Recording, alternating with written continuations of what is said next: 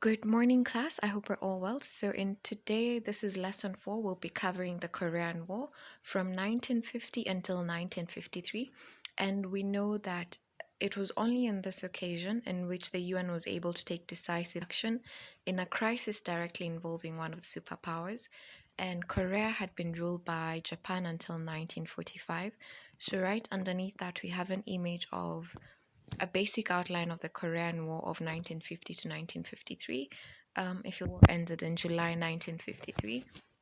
And if you just take a look at the key, you'll notice the land that was being controlled by North Koreans and Chinese, as well as the land that was controlled by UN forces. Then you'll also notice arrows which indicate either communist advances or UN advances. So just take a bit of time and study the map. And then our focus points will be American reaction to North Korea's invasion of South Korea, as well as involvement of the UN and the course of war until 1953. So United States and events in Korea between 1950 to 1953. UN Security Council condemned North Korea, and the UN Security Council called on its member states to send aid to South Korea. Right underneath that, we have an image. If you'll just take a look, on your left hand side we have the United Nations, then to the right hand side we have, and if you can just take a few minutes or later after this lesson, please make a comparison between earlier events that you may have studied with regards to the League of Nations as compared to the United Nations, and what led to the failure of the League of Nations. And we'll know that Russia was absent in the UN Security Council meetings as a boycott against the Council due to the Council's failure to allow Communist China to join the UN. And when Russian delegates returned, it was too late. War was passed by the United Nations in 1950, and it was meant to assist the Republic of Korea to restore international peace and security in the area. North Korea remained communist controlled. It also had its leader, who was a communist, and he had been trained in USSR Soviet style one party system, and his name was Kim the Second Sang. So South Korea was anti-communist, but it was not democratic. And we know that bitter hostility existed between North Communist leader and the South Korean president. And in 1950, the hostility between the two leaders became an inevitable open warfare, and North Korean troops defeated South Korea's forces, and by September 1950, only a small corner of Southeast Korea was the only part not forced to be under communist control.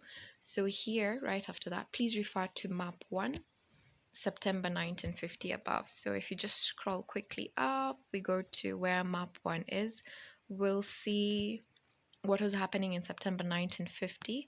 And if you can just take a closer look, we see the land that was controlled by North Koreans and Chinese. It's a bit in yellow, and then in light pink is the land forces. And then you'll also notice the arrows indicating communist advances. And then if we quickly go back to where we are, the US president was determined to contain communism from further spread, and if USA did not act, Korea was an example of how communism would spread. So there were troops of 18 countries that were sent to intervene in Korea by the UN. It was mainly an American affair, and USA was the single biggest contributor to the UN, which enabled America to be in a position to influence important decisions. So President Truman pressurized the UN to force it to withdraw its troops. USA always got its own way, and each superpower denounced and opposed the other in the 1950s. So the Soviet Union failed to veto and block call for action by the UN, as it was boycotting meetings at this time. It was passed in the absence of USSR, who was not attending UN Security Council meetings. So President Truman was therefore able to claim that this was an American operation, despite the Soviet newspapers and media was not valid. And under the resolution, we'll see that UN committed to use its member armies to drive out North Korean forces out of South Korea. And 18 states, among them Great Britain, proceeds. So the United Nations Army was dominated by the Americans. And though this was claimed by the West as a great UN success, it was on the contrary an American operation. We'll notice that majority of the troops that were sent to North Korea were American, and the commander-in-chief, General MacArthur, was also an American. Of the Russians enabled USA to turn it into a UN operation. In September 1950, the United Nations forced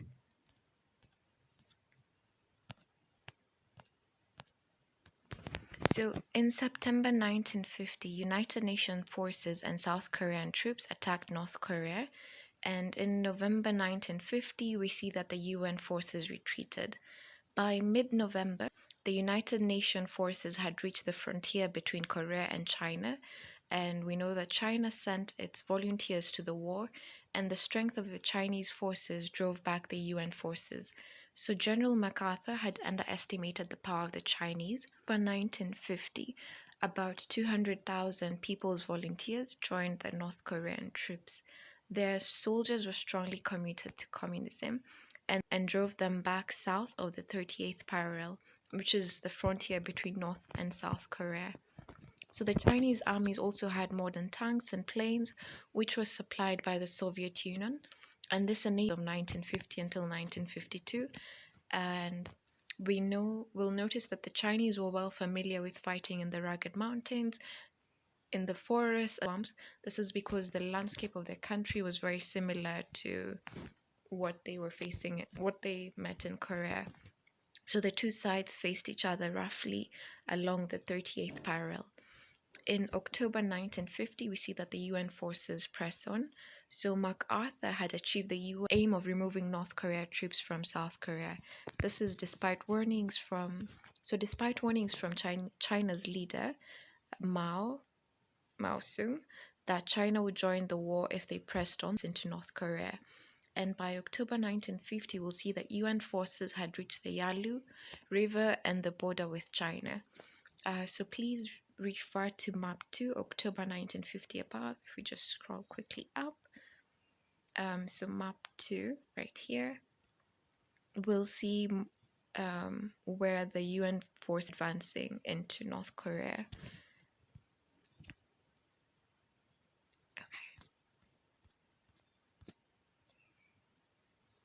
And the war went beyond America's policy of containment, and MacArthur and Truman disregarded Mao Zedong's warning. So just underneath that, we have a profile of General Douglas MacArthur. He was born in 1880, and he trained at West Point, which was the top American military academy at the time.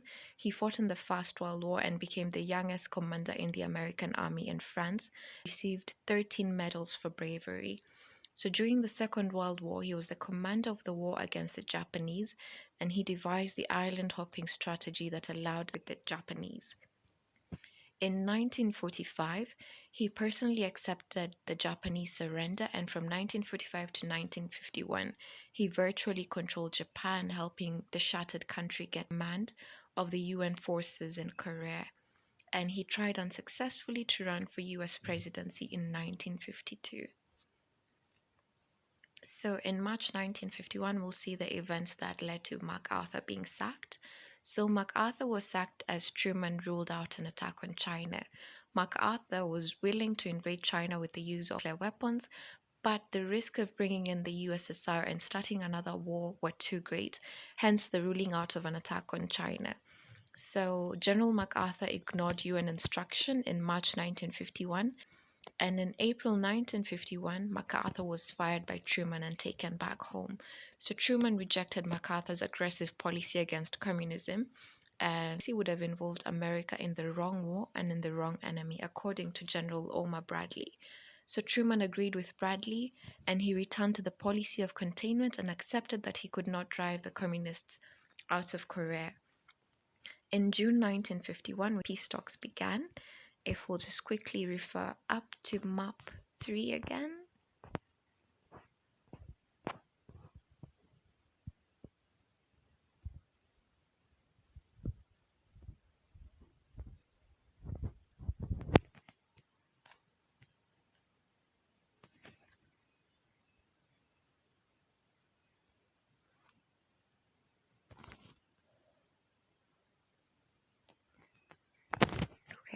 And then we'll continue. We see that armistice talks began in June 1951, although bitter fighting continued for 2 years, and it's mainly the civilians that suffered. So right underneath that, we have a map that shows civilian and military deaths in Korean War, as well as American military fatalities per year of conflict that were actually higher than the Vietnam War. And we'll just, if you just take a look at the pie chart.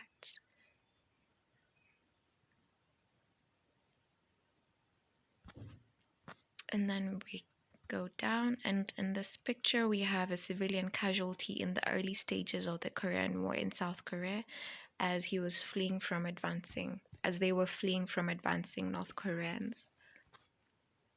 So in July 1953, we have the armistice that was signed.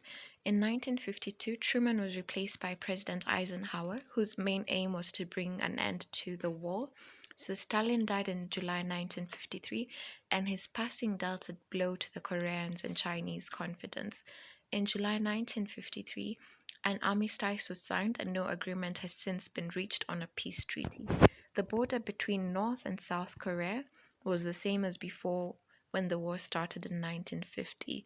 There were devastations in Korea from the destructive conflict, and about 200,000 people were left dead and 5 million homeless. And communist oppressive regime of Syngman Rhee, who was forced to resign by 1960 riots when the army took over government in 1961. So a success for containment. On one side, we see that the Korean War was a success for the USA. Though the casualties were high, USA showed its will to contain communism, and South Korea managed to stay out of communist control. However, it was not just a success for the USA, as the USA had to accept that they could not stop North Korea from following its communist policies.